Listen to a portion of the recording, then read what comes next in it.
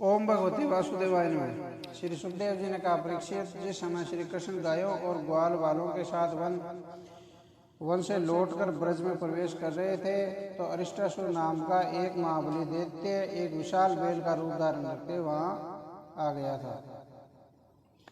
वह अपने खुरों से धरती की धूल को उड़ा रहा था और अपनी पूंछ खड़ी करके जोर जोर से सांसें निकालने लगा था। वह बड़े क्रोध में था। उसकी भयानक उछल कूद देखकर ब्रजवासी डरकर भागने लगे थे। उसके सींग बड़े पैने और बड़े बड़े थे। श्री कृष्ण ने उसे देखा तो लोगों से पुकार कर कहा, डरो मत, यह मूर्ख तुम्हारा कुछ नहीं बिगाड़ सकता। ऐसा कहकर श्री कृष्ण खम ठोकर कर बलराम जी के साथ उसके सामने जा खड़े हुए और उसे ललकारते हुए बोले, अरे दुष्ट, तू इन्हें क्या डरा रहा है? तुझ जैसे दुरात्मा का बल और सारा घमंड मैं अभी चूर चूर कर देता हूँ। भगवान श्री कृष्ण तो अपने सामने निडर से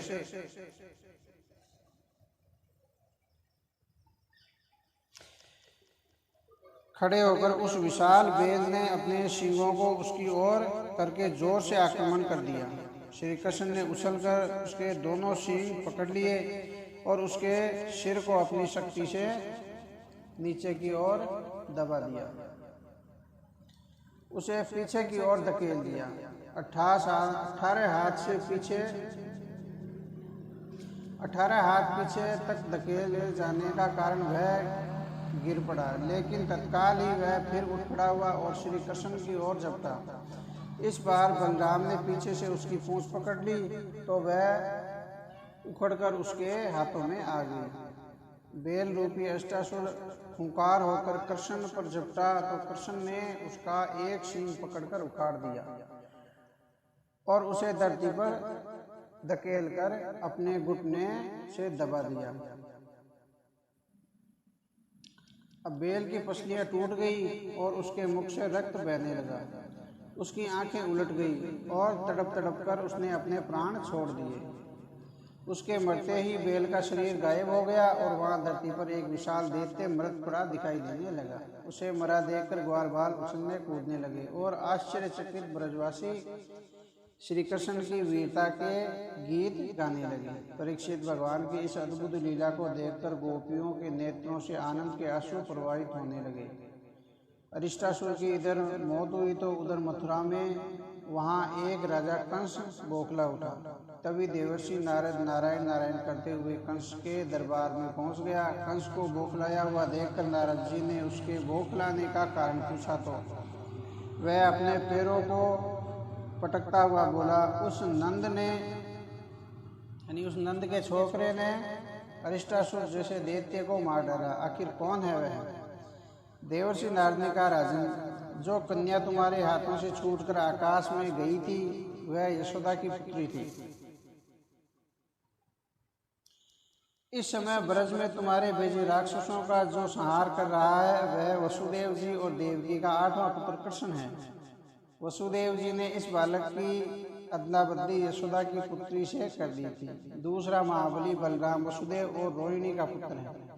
लगता है आकाशवाणी के पूरा होने का समय आ गया है। वसुदेव ने तुम्हारे भय से ही दोनों बालकों को गुपचुप रूप से अपने मित्र नंद के पास पहुंचा दिया था। नारद जी की बात सुनकर कंस क्रोध में भरकर कांपने लगा। अब जरूर मेरे पैरोदारों ने मेरे साथ छल किया है। मैं एक एक करके यमुना में फुकवा दूंगा। नारद जी बोले, उन बेचारों पर क्यों क्रोध करते हो कंस? उन्हें तो पता ही नहीं चला कि यह कैसे हुआ। यदि अपने जीवन की रक्षा का कोई उपाय ही करना है तो श्री कृष्ण और बलराम को अपने मार्ग से हटाने का प्रबंध करो, वरना नारायण नारायण विधाता भी तुम्हें बचा नहीं पाएगा। ऐसा कहकर देवर्षि नारद अंतर्ध्यान हो गए। कंस क्रोध में था किंतु मन ही मन वह भयभीत हो रहा था। उसने केशी नाम की एक राक्षसी को बुलाया और उसे श्री कृष्ण और बलराम को मार डालने के लिए ब्रज में भेज दिया। उसके जाने के बाद उसने मुष्टिक, चाणूर, सल, तोसल आदि पहलवानों और मंत्रियों को बुलाया। उसने उनसे कहा कि जब श्री कृष्ण और बलराम मथुरा आए तो वे उन्हें मल्ल युद्ध के लिए अखाड़े में बुलाएं। वहाँ साम दाम दंड भेद जैसे भी हो उसे ठिकाने लगा देना। उसने मंत्रियों से कहा कि मथुरा में प्रवेश करते समय उन पर कोलियापीठ नाम के मतवाले हाथी को छुड़वा देना। महावत को पहले से ही तैयार कर देना। इसके अलावा चतुर्दशी के दिन विधि पूर्वक धनुष यज्ञ प्रारंभ कर देना और उसकी सफलता के लिए भूतनाथ भैरव को पशु बलि चढ़ाना। परीक्षित इस प्रकार अपनी मौत से बचने का प्रबंध करके उसने श्रेष्ठ यदुवंशी अक्रूर जी को बुलाया। उनका हाथ बड़े प्रेम से अपने हाथों में लेकर वह बोला, अक्रूर जी, आप बड़े उदार और दानी हैं। आप मेरे परम मित्र और हितैषी हैं। भोजवंशी और तृणवंशी यादवों में आपसे बढ़कर मेरी भलाई करने वाला कोई दूसरा नहीं है, इसलिए मैंने आपका आश्रय लिया है। मित्रवत आप मेरा यह काम कर दीजिए। आप नंदराय जी के ब्रज में जाइए, वहाँ वसुदेव जी के 2 पुत्र और मेरे प्रिय भांजे हैं।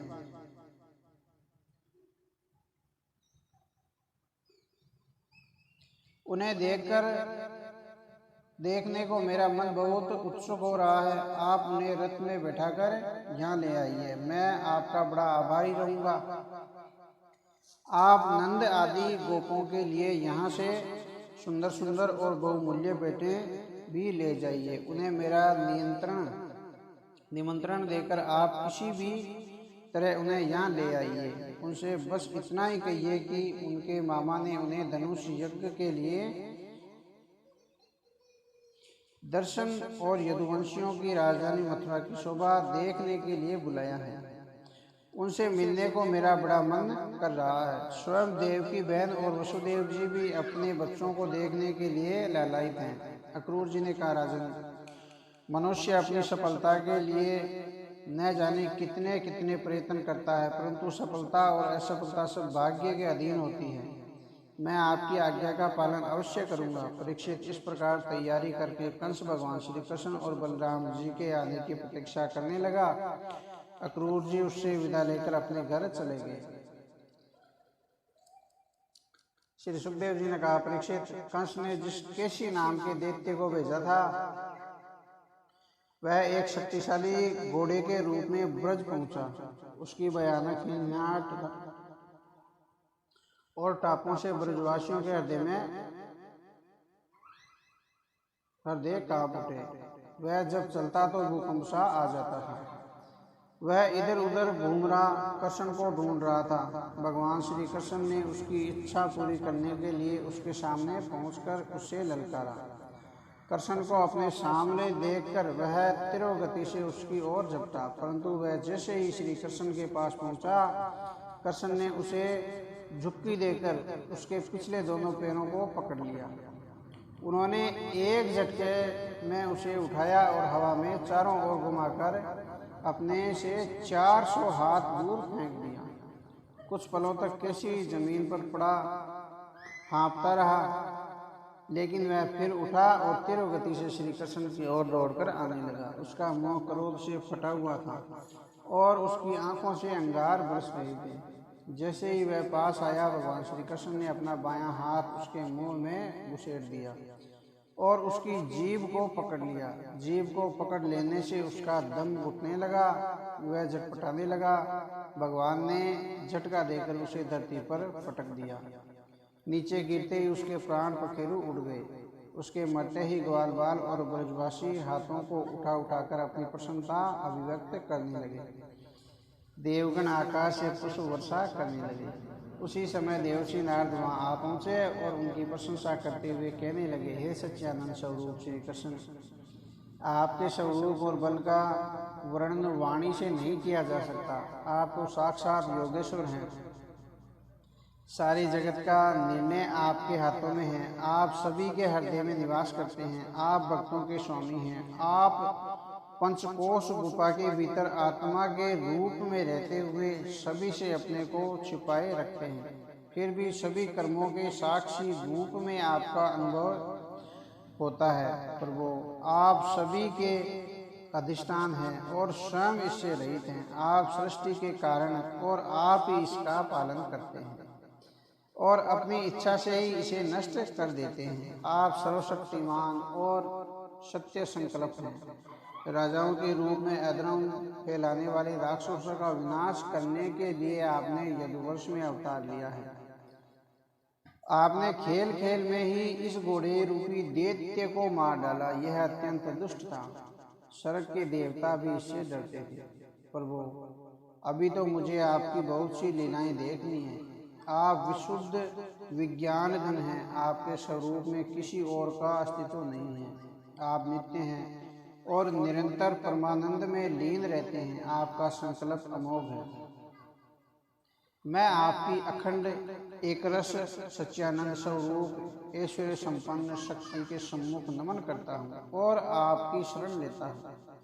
आप स्वयं स्वतंत्र अंतर्यामी और जगत के नियता हैं। मैं आपको बार बार नमन करते हुए आपकी स्तुति करता हूँ। परीक्षित, भगवान श्री नारायण के परम प्रेमी भक्त नारद ने इस प्रकार भगवान की स्तुति की और उन्हें नमन किया। उनके दर्शनों से नारद जी का रोम रोम खिल उठा। वे उनकी आज्ञा लेकर चले गए। एक दिन भगवान श्री कृष्ण ग्वाल बालों के साथ गौरोधन पर्वत पर चढ़े हुए थे। लुका छिपी का खेल खेल रहे थे। उनमें कुछ चोर बने और कुछ रक्षक बने। उसी समय ग्वाले का वेश धारण करके योमासुर नाम का एक दैत्य वहां आ गया। वह मायावी मयासुर का पुत्र था और स्वयं भी बड़ा मायावी था। वहाँ कुछ भेड़ें चल रही थी। वह ग्वालों में चोर बना था और चोरी से भेड़ों को उठाकर ले जा रहा था और उन्हें छिपा आता था। वह उन्हें एक पहाड़ी गुफा में बंद करके आगे से एक बड़ी शिला लगा देता था। इस प्रकार उसने सारी भेड़ों को गुफा में बंद कर दिया। तभी भगवान श्री कृष्ण को उसकी करतूत का पता चल गया। उन्होंने व्योमासुर को पकड़ लिया और पीटना शुरू कर दिया। व्योमासुर अपने वास्तविक रूप में आकर भगवान श्री कृष्ण से लड़ने लगा। वह बहुत शक्तिशाली था, परंतु भगवान के सामने उसकी एक न चली। उन्होंने उसे धरती पर पटक कर उसका गला गोंद कर मार डाला और भेड़ों को गुफा से स्वतंत्र करा दिया। सभी ग्वाल बाल भगवान की स्तुति करते हुए ब्रज में चले गए। श्री सुखदेव जी ने कहा, परीक्षित, अक्रूर जी उस रात मथुरा में बिताकर प्रातःकाल होने पर रथ जुतवाकर ब्रज की ओर चल पड़े। मार्ग में अक्रूर जी ने सोचा, अवश्य ही आज मेरे सारे अशुभ नष्ट हो जाएंगे और मेरा जन्म सफल हो जाएगा, क्योंकि आज मैं साक्षात भगवान श्री कृष्ण के दर्शन करूंगा। जिनके चरण कमलों के दर्शन के लिए बड़े बड़े योगी ध्यान करते हैं, वे श्री कृष्ण आज मेरे सामने होंगे। पता नहीं मैंने ऐसा कौन सा शुभ कर्म किया है, ऐसी कौन सी तपस्या की है, ऐसा कौन सा दान पुण्य किया है जिसके फलस्वरूप भगवान श्री कृष्ण के दर्शन होंगे। कंस ने आज मुझ पर बड़ी कृपा की है, जो उसने मुझे ब्रज जाने के लिए कह दिया है। जब मैं उन्हें देखूंगा तब सर्वश्रेष्ठ बलराम जी और श्री कृष्ण के चरणों में नमन करने के लिए मैं तुरंत रथ से कूद पड़ूंगा और उनके चरण पकड़ लूंगा। मैं कंस का दूत हूँ, उसी के भेजने पर उनके पास जा रहा हूँ। कहीं वे मुझे शत्रु तो नहीं समझ लेंगे? नहीं नहीं, ऐसा नहीं। वे ऐसा क्यों समझेंगे? वे तो निराकार है, समदर्शी है, अछूत है, विश्व के साक्षी हैं, सर्वज्ञ हैं, चित्त के बाहर भी हैं और भीतर भी हैं। उनसे कुछ छिपा नहीं है। मैं विनती भाव से उनके चरणों में नमन करके एक और खड़ा हो जाऊंगा। निश्चय ही वे मुस्कुराते हुए दया भरी दृष्टि से मेरी ओर देखेंगे। मैं तो उनके कुटुंब का हूँ और उनका सदा से हितैषी हूँ। उनके सिवा मेरा आराध्य देव और कौन है? ऐसे में वे क्या मुझे अपने हृदय से नहीं लगा लेंगे? आहा, उस समय मेरी यह नश्वर काया तो पवित्र हो ही जाएगी, यह दूसरों को भी पवित्र करने वाली हो जाएगी। उनका आलिंगन करते ही मेरे सारे सांसारिक कर्म बंधन कट जाएंगे। जब वे मेरा आलिंगन कर चुकेंगे और मैं सिर झुकाकर तथा हाथ जोड़कर उनके सामने खड़ा हो जाऊंगा, तब वे क्या मुझे चाचा अक्रूर कहकर नहीं पुकारेंगे? क्यों नहीं पुकारेंगे? मैं उनका रिश्ते में चाचा ही तो लगता हूँ। इस प्रकार मेरा जीवन धन्य हो जाएगा। मैं तो कल्पवृक्ष की भांति है, जो उन्हें जिस रूप में बसता है वे उसे उसी रूप के अनुकूल फल देते हैं। जिसे भगवान श्री कृष्ण का प्यार नहीं मिला उसका जीवन तो धिक्कार है। वे तो अपने भक्तों को पूरा पूरा प्रेम करते हैं, भक्तों के ही वश में रहते हैं। वे मुझे अपने घर में ले जाएंगे और मेरा उचित आदर सत्कार करेंगे। इसके बाद दोनों भाई मुझसे जरूर पूछेंगे कि कंस उनके घर वालों के साथ कैसा व्यवहार करता है। तब मैं क्या कहूँगा उनसे? असत्य तो मैं नहीं कह पाऊँगा। असत्य मुझे कहना भी नहीं चाहिए कि वे तो स्वयं भगवान विष्णु के अवतार हैं और पृथ्वी का भार हल्का करने सविस्तरता से मनुष्य रूप में आकार लीला कर रहे हैं। वे सौंदर्य की मूर्तिमान निधि है। मेरे साथ वे प्रेम पूर्ण व्यवहार ही करेंगे। परीक्षित, अक्रूर जी इसी प्रकार से चिंतन करते हुए नंद गांव पहुंच गए। उस समय सूर्य देव अस्त हो रहे थे। उन्हें वहां मार्ग में सैकड़ों पद चिन्ह देखे। वे भाव विलय होकर रथ से कूद पड़े और उन चरण चिन्हों में भगवान श्री कृष्ण के चरणों के चिन्ह होने की संभावना जानकर दूली में लौटने लगे और कहने लगे, मेरे कान्हा के चरणों की रज है, मेरा जीवन आज सफल हो गया।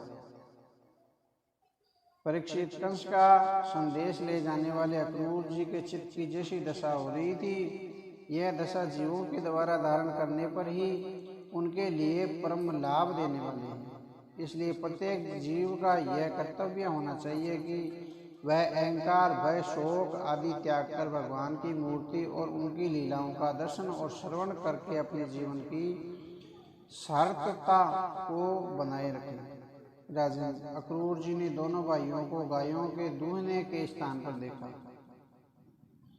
उनके नेत्र शरदकालीन कमल के समान खिले हुए थे। श्री कृष्ण ने पीताम्बर और बलराम जी ने नीलांबर धारण कर रखा था। दोनों ने अभी किशोर अवस्था में ही प्रवेश किया था। वे दोनों श्याम और गौर रूप के सौंदर्य की खान थे। गज शावकों जैसी उनकी चाल थी और उनकी बाहें लंबी लंबी थी। उनकी मंद मंद मुस्कान और बाकी चितवन मन को हरने वाली थी। वे उदारता की साक्षात मूर्ति प्रतीत हो रहे थे। जब अक्रूर जी ने उन्हें देखा तो ऐसा प्रतीत हुआ कि जैसे सोने से मढ़े हुए मरकतमणि और चांदी के पवित्र पर्वत जगमगा रहे हैं। उन्हें देखते ही अक्रूर जी रथ से कूद पड़े और उन्हें साष्टांग प्रणाम किया। उनकी आंखों से प्रेमांसु झरने लगे। सारा शरीर पुलकित हो उठा। शरणागत अक्रूर जी के मनोभावों को जानकर श्री कृष्ण ने बड़ी प्रसन्नता से आगे बढ़कर अक्रूर जी को धरती से ऊपर उठाया और हृदय से लगा लिया। बड़ी देर तक दोनों इसी प्रकार खड़े रहे। जब बलराम जी पास आए तो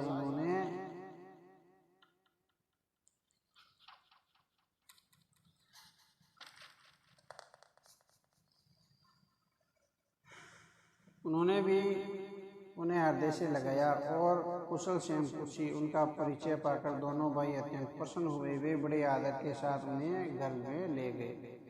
घर में ले जाकर उन्होंने नंद बाबा से उन्हें मिलवाया और उनका बड़े आदर के साथ सत्कार किया।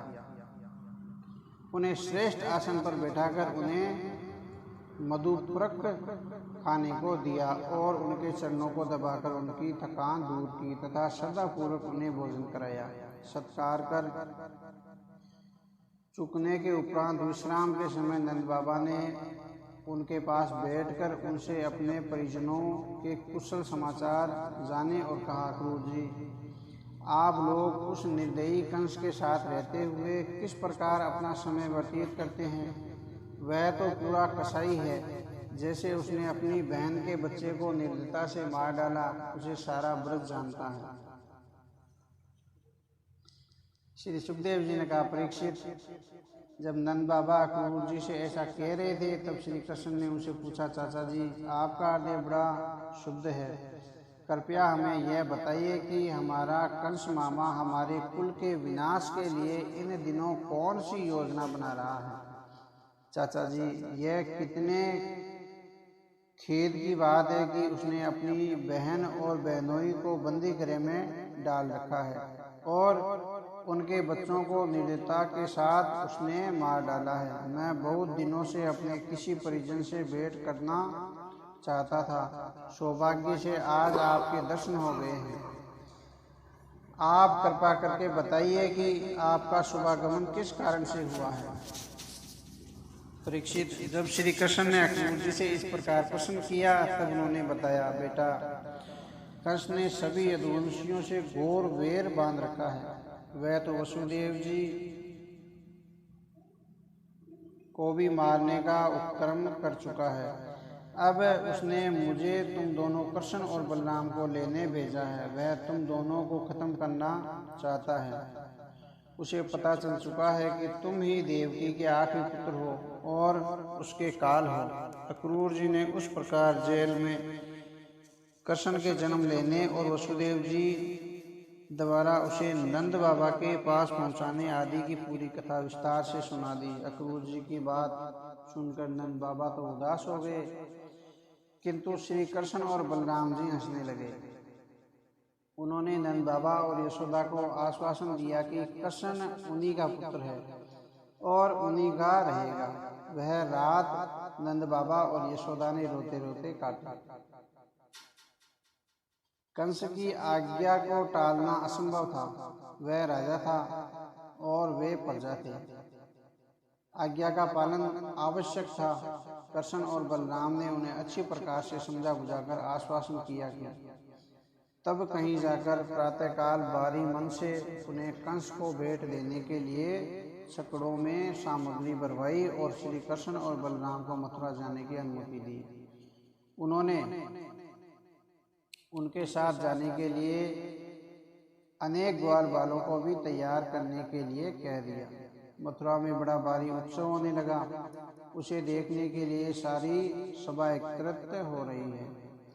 यही संदेश उन्होंने ग्वाल बालों को दिया।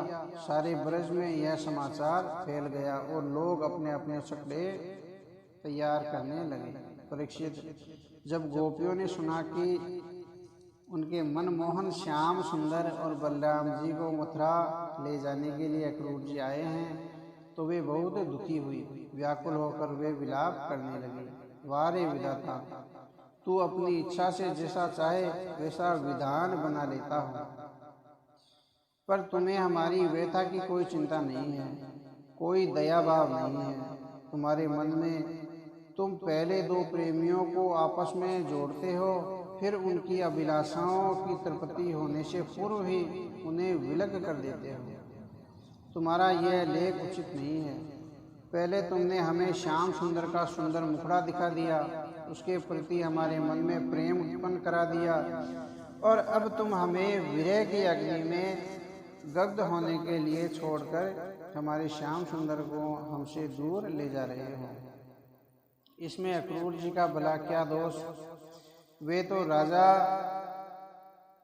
का पालन कर रहे हैं, परंतु तुम्हारी क्रूरता इसमें साफ दिखाई दे रही है। तुम इससे हमारा सुख छीन रहे हो। अब जरा नटवर नागर श्याम सुंदर का भी प्रेम देखो।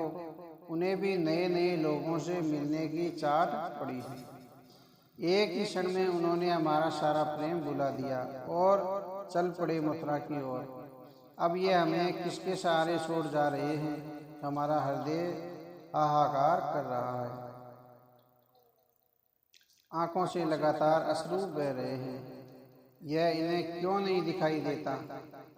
ये ऐसे मुंह मोड़कर जा रहे हैं कि हमारी ओर पलटकर भी नहीं देख रहे हैं। अब मथुरा की युवतियां अपने हाव भाव से हमारे कान्हा को ले जाएगी तो हम गंवारियों को ये क्यों याद करेंगे? ये भी उन्हीं में रम जाएंगे और हमें भूल जाएंगे।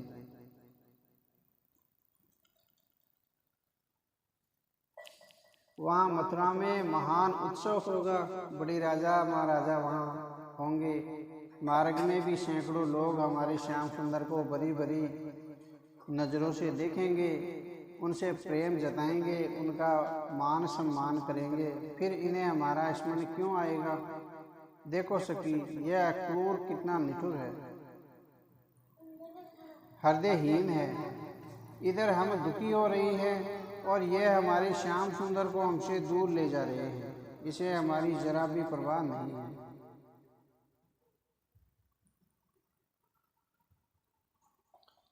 देखो तो सभी जाने के लिए कैसी जल्दी मचा रहे हैं। इन्हें हमारी ओर देखने तक समय नहीं है। अब हम क्या करें? लगता है आज विधाता सर्वदा हमारे प्रतिकूल है।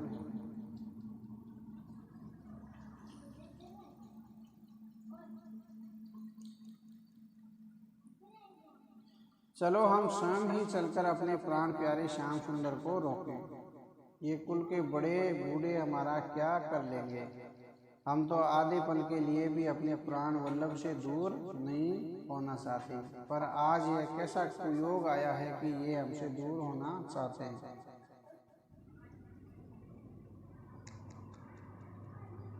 अब कौन हमारे साथ रात रात भर रास रचाएगा? कौन हमारी गायों को चराएगा? कौन हमारी मटकी फोड़ेगा? कौन हमें बांसुरी की मधुर तान सुनाएगा? कौन हमारा माखन दही चोरी करेगा? कौन हमें अपनी बाकी चित्तों से घायल करेगा? नहीं नहीं, हम अपने प्राण प्यारे कान्हा को नहीं जाने देंगे। परीक्षित, गोपियां जब इस प्रकार बातें कर रही थी तब उनका एक एक भाव, मनोभाव, अनुभाव, व्याकुलता, अश्रुपात श्री कृष्ण का स्पर्श और आलिंगन कर रहा था। वे स्वयं भी गोपियों का साथ छोड़कर जाने से व्याकुल हो रहे थे, परंतु उनका लक्ष्य उन्हें पुकार रहा था। उन्हें वहां जाना ही होगा और दुष्ट कंस को उसके किए का दंड देना ही होगा। विरह की वेदना से व्याकुल होकर गोपियां लोक लाज छोड़कर हे गोविंद, हे माधव, हे कान्हा, हे श्याम सुंदर कहती हुई रोने लगी और श्री कृष्ण का रथ घेर कर खड़ी हो गई। यदुवंश शिरोमणि भगवान श्री कृष्ण ने गोपियों की मनोदशा को देखा तो उनका हृदय भी व्यथित हो उठा। उन्होंने उन्हें आश्वासन देते हुए कहा कि वे फिर लौट आएंगे। धीरज देकर उन्होंने किसी तरह उन्हें शांत किया और फिर शीघ्रता से उन्हें वहीं खड़ी छोड़कर चल दिए। परीक्षित, भगवान श्री कृष्ण और बलराम जी अक्रूर जी के साथ रथ पर सवार हो गए और वे चलते चलते यमुना जी के तट पर पहुंच गए। वहां उन्होंने हाथ मुंह धोया और थोड़ा जलपान किया। अक्रूर जी ने दोनों भाइयों को रथ पर बैठा दिया और स्वयं यमुना के अनंत कुंड में विधि पूर्वक स्नान करने के लिए उतर गए। उस कुंड में जैसे ही उन्होंने डुबकी लगाई तो उन्हें कृष्ण और बलराम जल में साथ साथ बैठे दिखाई दिए। उनके मन में शंका हुई तो उन्होंने जल से अपना सिर बाहर निकाला, परंतु उन्हें यह देखकर आश्चर्य हुआ कि दोनों भाई तो रथ पर ही बैठे हैं। उन्होंने फिर जल में डुबकी लगाई तो वे दोनों फिर उन्हें जल में दिखाई दिए। उन्होंने देखा कि साक्षात अनंत श्री देव शेष जी और भगवान विष्णु वहाँ विराजमान है। वह रूप देखकर अक्रूर जी का हृदय गदगद हो उठा। उनकी अद्भुत शोभा में वे खो गए। वे बहुत देर तक उन्हें ही देखते रहे। वे परमानंद में गोते लगाने लगे। उन्हें परम भक्ति प्राप्त हो गई। उनका सारा शरीर हर्षित हो गया और पुलकित हो उठा। उन्होंने भगवान के चरणों में शीश रख दिया और हाथ जोड़कर उनकी स्तुति करने लगे। श्री अक्रूर जी ने कहा, आप प्रकृति आदि से सभी कारणों से परम कारण हैं। आप ही अविनाशी, सर्वदर्शी, सर्वात्मा पुरुषोत्तम नारायण हैं। आपने ही ब्रह्मा जी द्वारा इस चराचर जगत की सृष्टि की रचना की है। पंचभूतों और समस्त इंद्रियों और मन के अधिष्ठता आप ही हैं। जड़ चेतन समस्त ब्रह्मांड के स्वामी आप ही हैं। मैं आपको नमन करता हूँ। सभी साधु योगी अपने अंतकरण में, सभी जीव भौतिक पदार्थों में, सभी देवगण नक्षत्र मंडल में और सभी कर्मकांडी ब्राह्मण क्रम मार्ग में और सभी ज्ञानी ज्ञान में और सभी वैष्णव जन नारायण रूप में तथा सभी भक्तजन आपको अंतर्यामी, सर्वेश्वर, सर्वव्यापक और सर्व आत्मा परमात्मा मानते हैं और आपकी पूजा करते हैं। हे प्रभु, आपकी माया से युक्त यह प्रकृति तीनों गुणों से व्यक्त होने के उपरांत भी आप में लिप्त है। आपकी सृष्टि निर्लिप्त है और आप समस्त वर्तियों के साक्षी हैं। आप समस्त जीवों में रहते हैं। सर्वता अलग है। अग्नि आपका मुख है, पृथ्वी चरण है, सूर्य और चंद्रमा आपकी आंखें हैं, आकाश नाभि है, दिशाएं कान है, स्वर्ग सिर है, देवता आपकी भुजाएं हैं, समुद्र कोख है, वायु प्राण शक्ति है और वृक्ष स्थल औषधियां आपके रोम हैं। मेघ सिर के केश हैं, पर्वत अस्थियां और नाखून हैं, दिन और रात पलकों का झपकना है, प्रजापति ज्ञानेंद्रियां हैं और वृष्टि आपका शक्ति है। आपके इस विश्व स्वरूप को प्रभु मैं नमन करता हूँ। प्रभु, इस भूलोक में धर्म की स्थापना और अधर्म का विनाश तथा अपने भक्तों की सुरक्षा और दुष्टों का नाश करने के लिए ही आप तरह तरह के अवतार लेते हैं। आप धरती पर जो जो लीलाएं करते हैं, सभी लोग उनका श्रवण और कथन करके आनंद प्राप्त करते हैं और उनका बार बार यशोगान करते हैं। मैं आपको हर रूप में नमन करता हूँ। आपकी कृपा का मैं आकांक्षी हूँ। मैं आपकी शरण में हूँ। भगवान, इस धरती पर समस्त जीवों और आपकी माया के वशीभूत होकर अज्ञानवश यह मैं हूँ, यह मेरा है के दुराग्रह में फंसकर विधि विधि कर्मों में उलझे रहते हैं। जन्म से लेकर मृत्यु तक एक पल के लिए भी उन्हें आपका स्मरण नहीं आता। ऐसे लोग इस धरती पर ही अनेक कर्मों के भोग ग्रहण करते हैं। स्वर्ग नरक जो कुछ भी है वह सब अपने इस धरती पर ही स्थापित किया है। सभी जीव अपने अपने कर्मों के अनुसार यहाँ सुख दुख भोगते हैं। अपने परिवार में ही उनका मन रमा रहता है। मैं भी इसे सत्य समझकर उन्हीं के मोह में फंसा हुआ हूँ और भटक रहा हूँ। मेरी मूर्खता देखिए कि मैं अनित्य पदार्थों को ही नित्य, अनात्मा को आत्मा और दुख को सुख समझे हुए हूँ। इस प्रकार अज्ञान व सांसारिक सुख दुख के संघर्षों में ही मैं रमा हुआ हूँ। मैं यह भूल गया हूँ कि आप ही हमारे सच्चे खेवनहार हैं। कोई व्यक्ति कोई के नीचे पीछे जल को न पहचान सके, मृत तृष्णा को ही जल का आधार मान ले तो उसे सुख की प्राप्ति भला कैसे हो सकती है। उसकी प्यास बनी ही रहती है। मेरा मन सदैव इधर उधर ऐसे ही भटकता रहता है। मैं उसे रोकना चाहता हूँ भी और नहीं भी। इस प्रकार भटकता हुआ मैं आपके चरण कमलों की छत्र छाया में शरण लेने आया हूँ। मेरे स्वामी, मुझ पर कृपा कीजिए, दया कीजिए और मुझे आपने जिन कर्मों को करने के लिए यह नश्वर शरीर दिया है उन्हें मैं पूर्ण निष्ठा के साथ पूर्ण करके आपके श्री चरणों में आ सकूं। ऐसी दया मुझ पर कीजिए। हे प्रभु, आपकी शक्तियाँ अनंत हैं। आप स्वयं पर ब्रह्मा हैं। मैं आपको नमन करता हूँ। हे वासुदेव, आप ही समस्त जीवों के आश्रयदाता है। आप ही ज्ञान हैं और आप ही इसे धारण करने वाले हैं। आपकी कृपा से ही मुझे आपके दर्शनों का सौभाग्य प्राप्त हुआ है। अन्यथा मैं तो आपके शत्रु का अन्न खाकर उसी के हित संधान में लगा हुआ था। अब मैं आपकी शरण में हूँ प्रभु। मुझे अपनी दिव्य ज्योति से जगमग कर दीजिए और मुझे इस माया के फंदे से बचाइए। मैं आपकी शरण में हूँ, मेरी रक्षा कीजिए।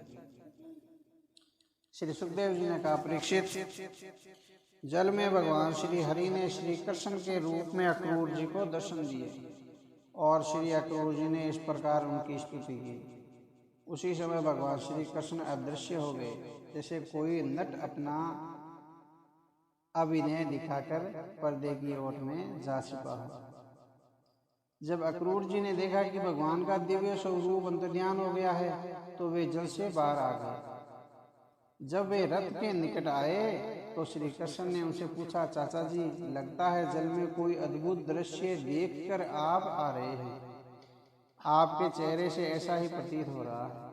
अक्रूर जी ने कहा, प्रभु, पृथ्वी, जल और आकाश में एक ही अद्भुत दृश्य है, वह सब आपकी मनोहर छवि में मुझे दिखाई दे रहा है। आप विश्व रूप हैं, आप ही अद्भुत लीला करते हैं। आपको देखने के उपरांत और कुछ भी देखने के लिए शेष नहीं रह गया है। ऐसा कहकर अक्रूर जी ने रथ हाँक दिया। भगवान श्री कृष्ण और बलराम जी की ओर देखकर मुस्कुरा दिए। दिन ढलते ढलते हुए मथुरापुरी में जा पहुंचे। मार्ग में जो लोग उन्हें देखते, मंत्रमुग्ध उन्हें देखते ही रह जाते। मथुरापुरी के बाहरी उपवन में नंद बाबा और अन्य ब्रजवासी पहले ही पहुंच गए थे और उनके आने की प्रतीक्षा कर रहे थे। वहीं पर श्री कृष्ण और बलराम रथ से उतर गए और अक्रूर जी से बोले, चाचा जी, आप रथ ले जाइए, हम आपके पीछे बाद में नगर भ्रमण के लिए आएंगे। अक्रूर जी ने कहा, प्रभु, आप दोनों के बिना मैं मथुरा में प्रवेश नहीं कर सकता। आप मुझे मत छोड़िए।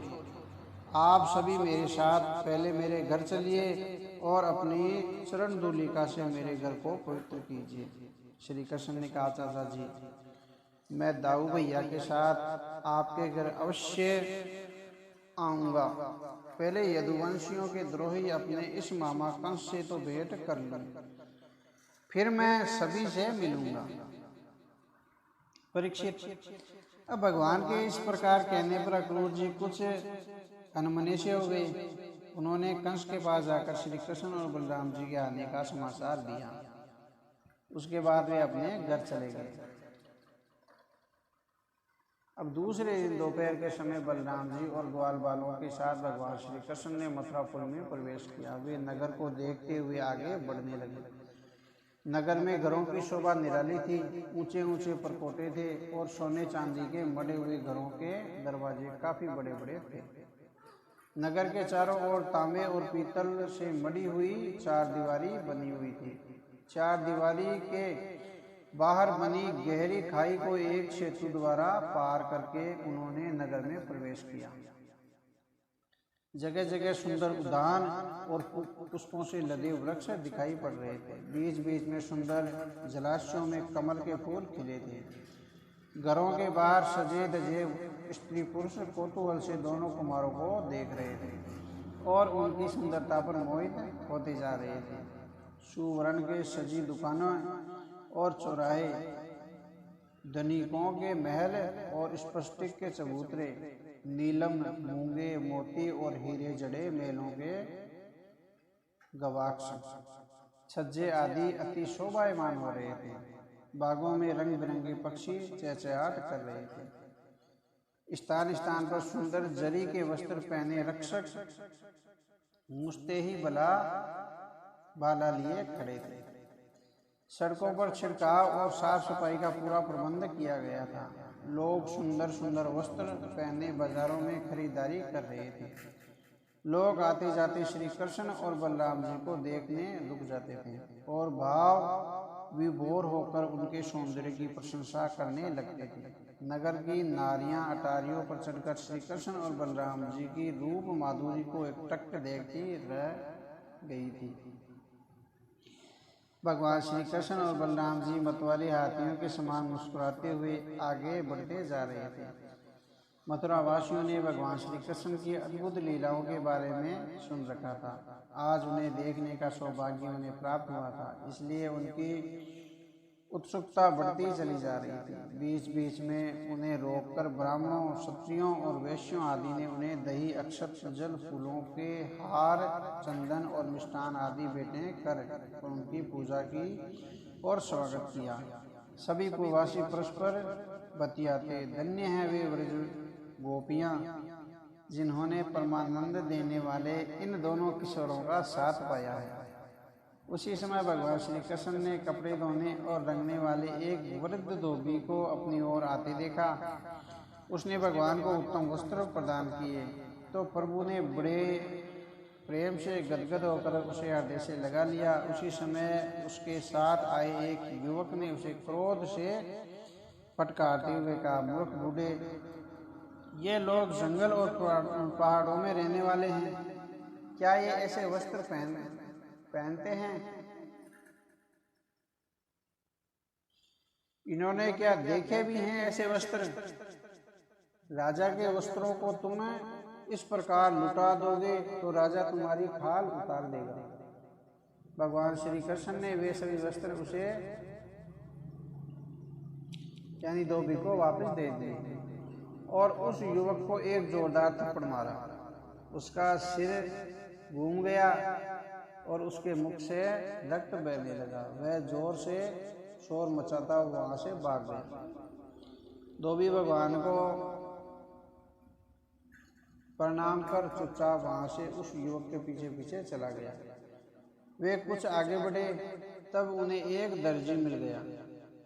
उसने उन्हें रोककर सुंदर सुंदर वस्त्रों से दोनों भाइयों का श्रृंगार किया और कहा, प्यारे कान्हा, आप राजा से मिलने जा रहे हैं, इसलिए मैंने आपको ये वस्त्र पहनाए हैं, इसे मेरी तुच्छ भेंट समझिए। भगवान श्री कृष्ण ने दर्जी को हृदय से लगा लिया और आगे बढ़ गए। इस समय उनकी शोभा देखते ही बनती थी। वहां से चलकर वे सुदामा नाम के माली के यहाँ पहुंचे। सुदामा माली उन्हें देखकर गदगद हृदय से दौड़ता हुआ आया और उनके चरणों में गिर पड़ा। वह बोला, प्रभु, आपके आने से हमारा जन्म सफल हो गया है। इस गरीब की कुटिया को आपके चरणों की धूलि ने पवित्र कर दिया है। आपके आने से मेरा पूरा कुल पावन हो गया है। हमारे पितरों, ऋषियों और देवताओं का रण आज उतर गया है। मैं तो आपका दास हूँ, मुझे आज्ञा दे कि मैं आपकी क्या सेवा करूँ। परीक्षित, सुदामा माली के इस प्रकार प्रार्थना करने पर भगवान ने उससे फूलों की माला मांगी। सुदामा माली ने अपने हाथों से गूंथ कर सुंदर मालाएं उन्हें भेंट की। भगवान ने उसे प्रेम से अपने हृदय से लगाया और विदा होकर वहां से चला गया। चल दिए। श्री सुखदेव जी ने कहा, परीक्षित, वहां से निकलकर भगवान श्री कृष्ण और बलराम जी अपनी ग्वाल मंडली के साथ राजपथ पर निकल आए। वहां उन्होंने एक सुंदर कुबड़ी युवती को महल की ओर जाते देखा।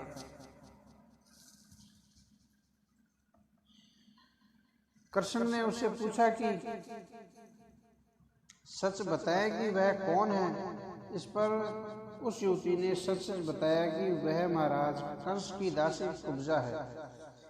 वह उन्हें अंगराग जलाने का कार्य करती है।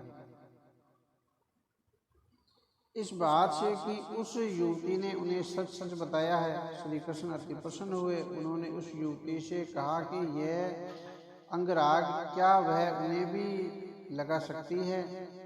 कुब्जा ने कहा, आप दोनों रंग रूप में अति सुंदर है। मेरा लगाया गया यह सुगंधित अंगराग आपके सौंदर्य को और भी बढ़ा देगा। आपके अंगराग लगाकर मुझे बड़ा हर्ष होगा। श्री कृष्ण ने कहा, यदि ऐसा है तो तुम यह अंगराग हमें लगाओ, बदले में हम तुम्हें भी अद्भुत सुंदरता प्रदान करेंगे। कुब्जा ने बहुत प्रसन्न होकर पीले रंग का अंगराग भगवान श्री कृष्ण के शरीर पर लगाया और लाल रंग का अंगराग बलराम जी के शरीर पर लगाया। उससे उनकी सुंदरता और अधिक बढ़ गई। तब श्री कृष्ण ने कुब्जा के दोनों पैरों के पंजे अपने पैरों से दबाकर अपना एक हाथ उसकी ठोड़ी पर लगाकर उसे ऊपर की ओर उठा दिया। पलक झपकते ही उसकी कुब्जा का टेढ़ा झुका हुआ शरीर सीधा हो गया और वह एक अति सुंदर युवती के रूप में बदल गई। अपने को सीधा हुआ देखकर कुब्जा श्री कृष्ण के चमत्कारी रूप पर रीझ गई। वह उन्हें अपने घर ले जाने की हट करने लगी। इस पर श्री कृष्ण ने प्रेम से उसे आश्वासन करके घर जाने के लिए कहा और उसे वचन दिया कि वे अपना कार्य पूरा करके एक दिन उसके यहाँ अवश्य आएंगे। कुब्जा प्रसन्न होती हुई उनसे विदा होकर अपने घर चली गई। परीक्षित उसके बाद भगवान श्री कृष्ण पूर्ववासियों से पूछकर दाऊ बलराम जी के साथ धनुष यज्ञ के स्थान पर पहुंच गए। वहां उन्होंने देखा कि एक बड़ी भारी धनुष की पूजा की जा रही है। सैकड़ों रक्षक उसकी सुरक्षा कर रहे हैं और पशु बलि दी जाने की तैयारी की जा रही है। धनुष को घेर कर कुछ महाबली राक्षस खड़े हैं। श्री कृष्ण ने दाऊ से कहा कि वे पशु बलि नहीं होने देंगे। फिर वे दोनों भाई रक्षकों को दकियाते हुए धनुष के पास जा पहुंचे और भगवान श्री कृष्ण ने एक ही हाथ से उस भारी और विशाल धनुष को पलक झपकते ही उठा लिया और जैसे ही उस पर उन्होंने पटंचा चढ़ाने का प्रयत्न किया, वह धनुष बीच में से टूट गया। उसके टूटते ही गगनभेदी शब्द आकाश को गूंजाते हुए उठे। उस शब्द को सुनकर कंस का हृदय कांप उठा। इधर धनुष के रक्षक आतताती असुर पकड़ लो जाने न पाए चिल्लाते हुए उनकी ओर दौड़े, परंतु श्री कृष्ण और बलराम जी ने धनुष के इस एक एक टुकड़े को अस्त्र बनाकर उन सभी को मार डाला। राजन, इसके बाद वे दोनों यज्ञशाला से बाहर निकल आए। मथुरापुरी के लोगों को अब लगने लगा कि ये दोनों साधारण बालक नहीं हैं, ये अवश्य कंस का विनाश करने के लिए ही यहाँ आए हैं। सूर्यास्त होने लगा था। दोनों भाई अपनी ग्वाल मंडली के साथ नगर के बाहर अपने डेरे पर चले आए और रात्रि का भोजन आदि करके नृत्य गान करते हुए वहीं पर उन्होंने रात्रि विश्राम की। परंतु इधर जब से कंस को पता चला कि उन दोनों बालकों ने धनुष यज्ञ भंग कर दिया है और रक्षकों को भी मार डाला है, तो उसे बड़ी चिंता हुई। तरह तरह के अपशकुन उसे डराने लगे। रात्रि बीत जाने पर उसने मल्ल क्रीड़ा का आयोजन किया और नंद बाबा तथा उसके साथ ग्वाल बालों को मल्ल क्रीड़ा के लिए न्योता भेज दिया। उचित समय पर नंद बाबा श्री कृष्ण और बलराम जी ग्वाल बालों के साथ मल्ल स्थल पर पहुंच गए। बलराम जी और श्री कृष्ण ने मल्ल स्थान के बाहर एक विशाल हाथी को देखा तो उन्होंने नंद बाबा और ग्वाल बालों को अपने साथ लाई भेंटों के साथ आगे भेज दिया और वहां स्वयं पीछे रुक गए। कंस ने नंद बाबा से भेंटे स्वीकार की और उन्हें सम्मान के साथ बैठाया। उसने उनसे श्री कृष्ण और बलराम के बारे में पूछा तो नंद बाबा ने उसे कहा कि वे पीछे आ रहे हैं। राजन, कंस यह सुनकर प्रसन्न हो गया। वह मन ही मन सोचने लगा कि पहले तो कुलिया पीड़ हाथी उन्हें नहीं छोड़ेगा और यदि वे भीतर आ भी गए तो मेरे पहलवान उन्हें नहीं छोड़ेंगे। ऐसा सोचकर वह मंच पर बैठ गया और पहलवानों के जोर देखने लगा। श्री सुखदेव जी ने कहा, परीक्षित, भगवान श्री कृष्ण ने रंगभूमि के दरवाजे पर कोलियापीड़ नामक हाथी को झूमते हुए देखा। उन्होंने उसके महावत को संबोधित करके कहा, महावत, इस हाथी को हमारे मार्ग से हटा और हमें भीतर जाने का रास्ता दे। हम रंगभूमि में जाना चाहते हैं। इस पर उस महावत ने हंसते हुए कहा, रे ग्वालों, लगता है तेरा काल तुझे खींचकर यहाँ ले आया है। उसने हाथी को अंकुश मारकर उकसाया और बोला, कोलियापीड़ कोई साधारण हाथी नहीं है। यदि साहस है तो इसके सामने आ, यह तुझे अपने पैरों तले कुचल डालेगा। इससे लड़े बिना तू भीतर नहीं जा सकता। यह राजा की आज्ञा है। ऐसा कहकर महावत ने अंकुश मारकर महाराज कंस की आज्ञा के अनुसार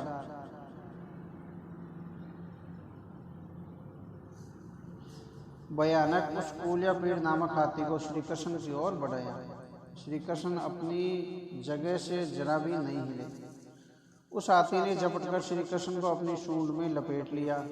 श्री कृष्ण को हाथी ने जैसे ही ऊपर उठा कर धरती पर पटकना चाहा, श्री कृष्ण उसकी सूंड से मछली की तरह फिसलकर उसके मस्तक पर कूद पड़े और बाएं हाथ से महावत को नीचे गिराते हुए अपने दाएं हाथ की मुट्ठी से हाथी के मस्तक पर एक जोरदार घूंसा मारा। घूंसे का वार इतना प्रबल था कि हाथी के अगले दो पैर सूंड मुड़ गए और वह घुटनों के बल धरती पर टिक गया। श्री कृष्ण ने एक दूसरा घूंसा उसके मस्तक पर मारा तो उसकी आंखें उलट गई और वह मरकर एक और लुढ़क गया। यह दृश्य देखकर महावत उठकर भागने लगा, परंतु उसी समय बलराम जी ने उसे पकड़ कर हवा में उछाल दिया। काफी ऊपर जाकर वह धरती पर गिर पड़ा और उसके भी तत्काल प्राण निकल गए। श्री कृष्ण और बलराम ने उस हाथी के दोनों दांतों को उखाड़ लिया और उन्हें हथियारों की तरह अपने अपने कंधों पर रखकर रंगभूमि में प्रवेश किया। उस समय उनकी शोभा देखते ही बनती थी। जिस समय भगवान श्री कृष्ण और बलराम जी ने रंगभूमि में कदम रखा, उस समय सारी रंगभूमि सांस रोके उन्हें ही देख रही थी। कंस को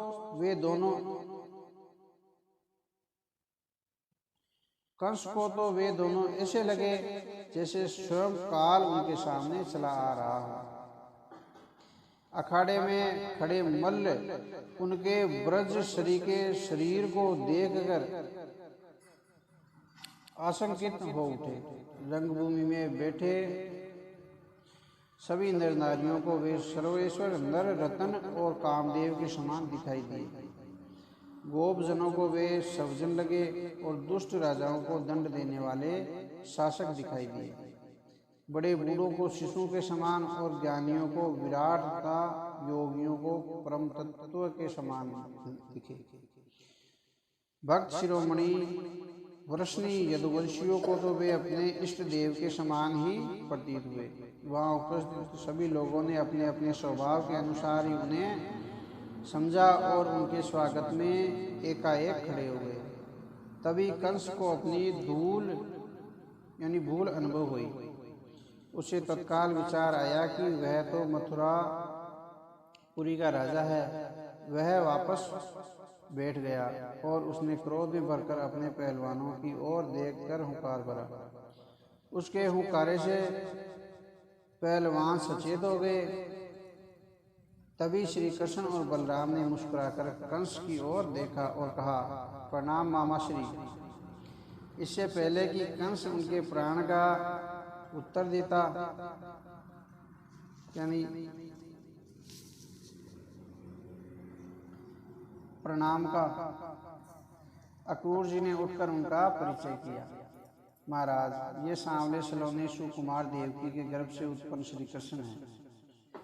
इनके जन्मते ही चमत्कारिक रूप से जेल के द्वार अपने आप खुल गए थे और पहरेदार सो गए थे। तब वसुदेव जी इन्हें गोकुल पहुंचा दिया था। वहाँ ये यशोदा और नंद बाबा के यहाँ आज तक पले और बड़े हुए हैं। इन्होंने ही पूतना, तृणावत, शंखचूड़, केशी और धेनुक आदि दैत्यों का वध किया है। इन्होंने ही यमला अर्जुन का उद्धार किया है। ग्वालों और गायों को दावानल व बकासुर से बचाया है तथा कालिया नाग का दमन करके यमुना के जल को विषाक्त होने से रोका है।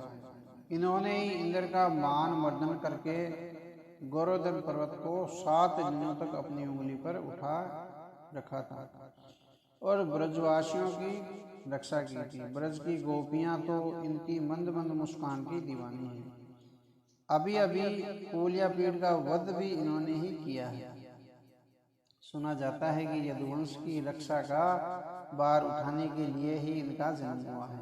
इन्हीं के द्वारा दुष्टों का दलन आगे भी होगा और इनके कारण ही इनका वंश महान यश, समृद्धि और गौरव को प्राप्त करेगा।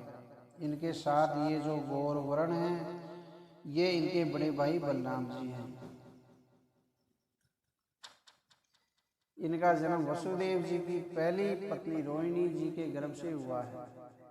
वन में अनेक राक्षसों के वध में ये सदैव अपने अनुज एवं सखा श्याम सुंदर के साथ रहते हैं। अब मल्ल विदा में इनका सामना करना आसान नहीं है।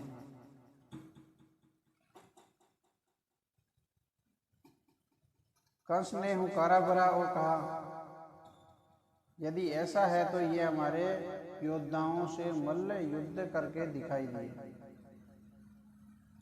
दिखाएं।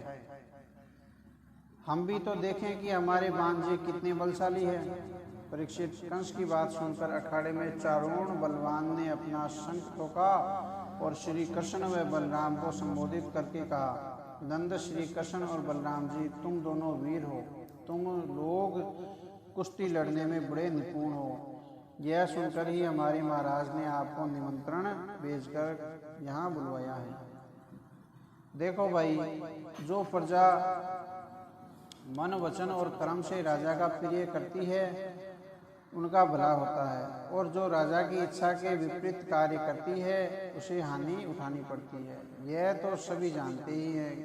गाय और बछड़े चराने वाले ग्वाले प्रतिदिन वन में कुश्तियों के दाव पेश करते रहते हैं, परंतु यहाँ महाराज को प्रसन्न करने के लिए कुश्ती लड़ना दूसरी बात है। इसलिए आप लोग हमसे कुश्ती लड़कर राजा को प्रसन्न करने के लिए क्या तैयारी करें।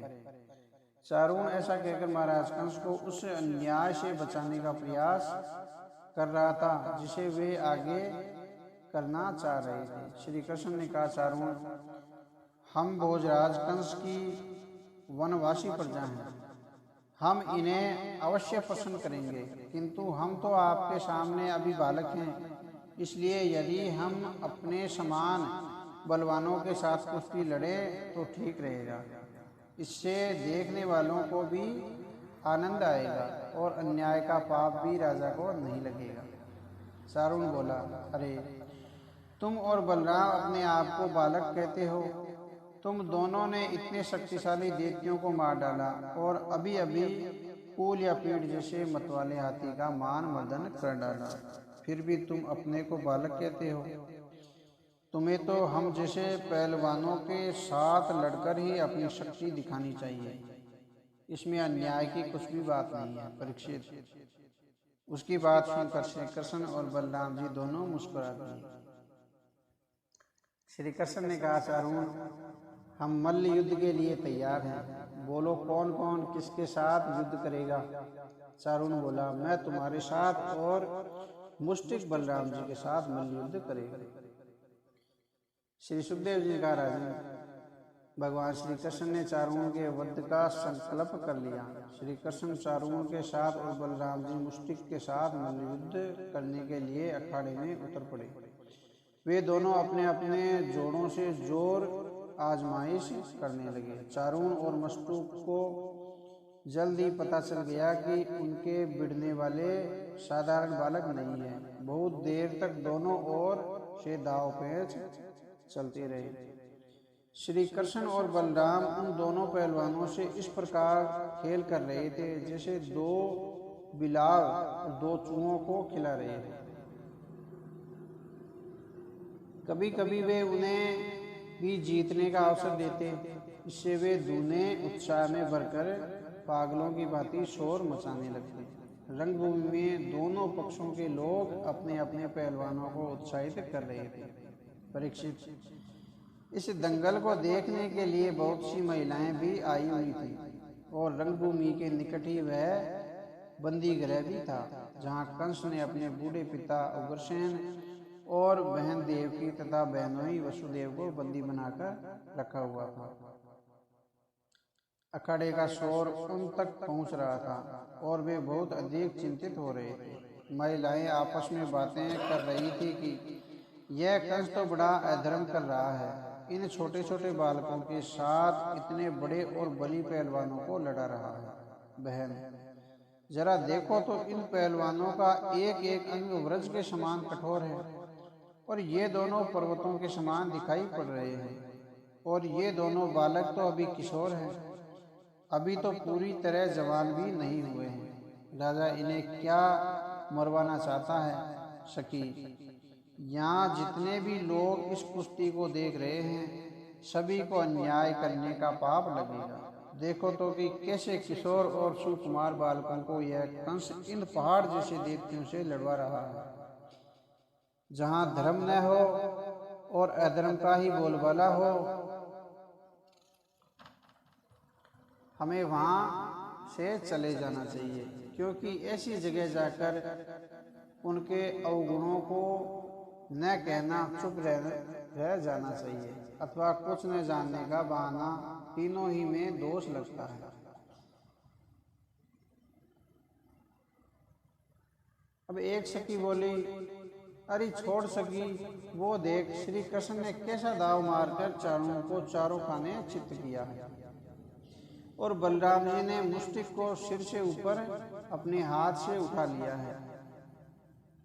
अब मरेंगे दोनों दुष्ट, तुम देखना ये इन्हें छोड़ेंगे नहीं। अरे वह चारों तो फिर से उठ खड़ा हुआ है और कैसे जोर जोर से दहाड़ रहा है। मुष्टिक ने भी पैंतरों बदल दिया है। अब क्या होगा, क्या होगा, तू देख तो सकी, अभी ये दोनों इन्हें धूल चटा देंगे। सच पूछो तो ये पुरुषोत्तम ही हैं, जो मनुष्य रूप में ब्रजभूमि में निवास करते हैं। गोपियों के साथ बांसुरी बजाना, गोवे चराना और तरह तरह के खेल करना तो इनकी लीला है। हाय, पता नहीं गोपियों ने कौन सी तपस्या की है, जो अपने नेत्रों से निरंतर इनकी रूप माधुरी का पान करती है। इनके रूप को देखते देखते पूरी तृप्ति कभी नहीं होती। भरत शिरोमणि परीक्षित, जिस समय वे महिलाएं इस प्रकार बातें कर रही थी, उसी समय भगवान श्री कृष्ण ने मन ही मन शत्रु को मारने का संकल्प कर लिया। उधर उनकी बातें सुन सुनकर बंदी गृह में बंद देवकी और वसुदेव अपने बच्चों की सुरक्षा के लिए चिंतित और शोकग्रस्त हो रहे थे, परंतु वे कर भी क्या सकते थे। बाहरी शोर उनके कानों में पड़ रहा था और वे भयभीत होते चले जा रहे थे। धीरे धीरे उनके लड़ने में तेजी आने लगी तथा शोर और भी तेज हो गया। भगवान श्री कृष्ण ने अपने वज्र समान शरीर से चारों की रग रग ढीली कर दी। उसका सारा शरीर पस्त होने लगा था। मन ही मन उसे बड़ी गलानी हो रही थी। वह अत्यंत क्रोधित होकर बाज की तरह श्री कृष्ण की ओर झपटा। इसी समय भगवान श्री कृष्ण ने चारों की दोनों बाहें पकड़ ली और उसे हवा में घुमाकर बड़ी जोर से धरती पर दे मारा। धरती से टकराते ही उसके मुख से रक्त की धारा बह निकली और वह मर गया। इसी समय बलराम जी ने अपना ब्रज के समान प्रचंड गुस्सा मुष्टिक के सिर पर दे मारा। मुष्टिक का सिर चूर चूर हो गया। वह तरबूज की भांति खिल गया। रक्त के छींटे बलराम जी का सारा शरीर से रक्त से भर गया। वह भी कटे वृक्ष की भांति धड़ाम से धरती पर गिर पड़ा और खत्म हो गया। अब सुखदेव जी ने कहा, परीक्षित, भगवान श्री कृष्ण और बलराम जी का रौद्र रूप देखकर शेष मल्ल योद्धा वहां से अपनी जान बचाकर भाग गए। लोगों का शोर तेज हो गया और राजा के रक्षक अपने अपने भाले संभालकर भगवान श्री कृष्ण और बलराम जी की ओर लपके, परंतु दोनों ने हाथी दांत उठाकर उन्हें घोर चारों तरफ से घेर लिया और मारना शुरू कर दिया, तो वे भी पीछे हट गए। उसी समय कंस अपने सिंहासन से उठ खड़ा हुआ और जोर से चीख कर बोला, अरे कायरों की भांति क्यों डर रहे हो? आगे बढ़ो और इन दोनों लड़कों को नगर से बाहर कर दो। इन गोपों का सारा धन छीन लो और इस दुर्बुद्धि नंद को बंदी बना लो। परीक्षित, कंस जब इस प्रकार से खड़ा होकर प्रलाप कर रहा था, तब भगवान श्री कृष्ण ने बड़े वेग से उछलकर मंच पर छलांग लगा दी। दूसरे ही क्षण वे कंस के सामने थे। कंस अपने सामने साक्षात मृत्यु को देखकर भागने लगा। तभी श्री कृष्ण ने उसे झपटकर इस प्रकार पकड़ लिया जैसे गरुड़ सांप को पकड़ लेता है। कंस का मुकुट गिर पड़ा। भगवान श्री कृष्ण ने उसके खुले केशों को अपने हाथों से पकड़ लिया और उसे खींचकर मंच से नीचे रंगभूमि में गिरा दिया। फिर श्री कृष्ण मंच से उसके ऊपर कूद पड़े। श्री कृष्ण के एक ही वार के पद प्रहार से कंस की मृत्यु हो गई। सबके देखते देखते श्री कृष्ण ने उसके शव को धरती पर घसीटा और छोड़ दिया। कंस को मृत्यु के मुख में जाते देखकर उसके कंक और न्योगृध नामक 8 भाइयों ने श्री कृष्ण और बलराम पर आक्रमण कर दिया, परंतु उन दोनों ने उन्हें भी मार डाला। उसके बाद वे नंद बाबा, अक्रूर जी और ग्वाल बालों के साथ बंदी गृह में गए और वहां जाकर उन्होंने देवकी, वासुदेव और उग्रसेन जी को मुक्ति करा दिया। उनकी चरण वंदना करके वे बंदी गृह से बाहर आए और देवताओं ने उन पर पुष्प वर्षा की और फिर उन्होंने कंस व उनके भाइयों का विधिवत दाह संस्कार किया। जय श्री राम। बाकी इनके काल पढ़ना, आज टाइम हो श्री राम। जय श्री राम।